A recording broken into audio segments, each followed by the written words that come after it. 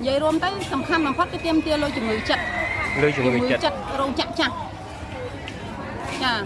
rôm chặt chặt đô tì tăng chẳng cana khang crom hôn đô tì tăng chẳng cam mà co thằng nếu có trong ban ở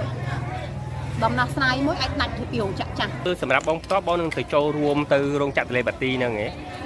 សម្រាប់ខ្ញុំតោះខ្ញុំអត់ទៅអូនព្រោះដោយសារផ្ទះខ្ញុំនៅkiểuចាក់នេះណាខាងក្រុមហ៊ុនគាត់ជូនដំណឹងដល់កម្មករថាគាត់ត្រូវចាប់ដូរទីតាំងអូនចាទៅខាងតេលេបាទីអញ្ចឹងណាហើយពួកយើងទាំងអស់គ្នាសិតតាអ្នកនៅចិត្តនឹងបាទអញ្ចឹងយល់ព្រមទៅឬក៏អត់ទេពួកខ្ញុំមិនថាអត់ទៅទេតែចង់និយាយថាផ្លាស់ប្ដូរទីតាំងអញ្ចឹងតើខាងក្រុមហ៊ុនគាត់ត្រូវដោះស្រាយមួយកម្មករនៅរោងចក្រចាស់នេះរបៀបម៉េចសិនអញ្ចឹងអូនពួកអីកាពេលរោងចក្រគាត់មកគាត់នៅខាងភ្នំពេញអញ្ចឹង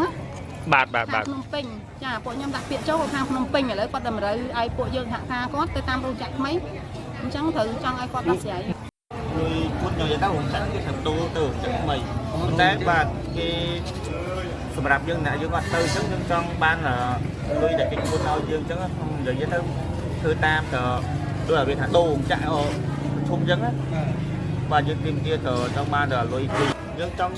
việc thằng ao dương kịch cu thì nuôi chặt chặt này ở nằm xa ta ở tôi sầm rạp thằng nè kia tàu chấn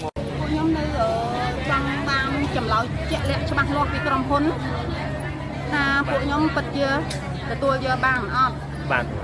ហើយឥឡូវហ្នឹងគឺបើសិនមិនគាត់ប្រជុំគាត់ចង់និយាយថាបញ្ជូនមកក្រុមដោះស្រាយមកក្រុមអញ្ចឹងអូនណាបាទផ្លាស់ប្ដូរតាមក្រុមណាអញ្ចឹងដោះស្រាយក្រុមនឹងសិនពាក្យសាររឿងលុយលើកទឹកចិត្តអីជំងឺចិត្តអីហ្នឹង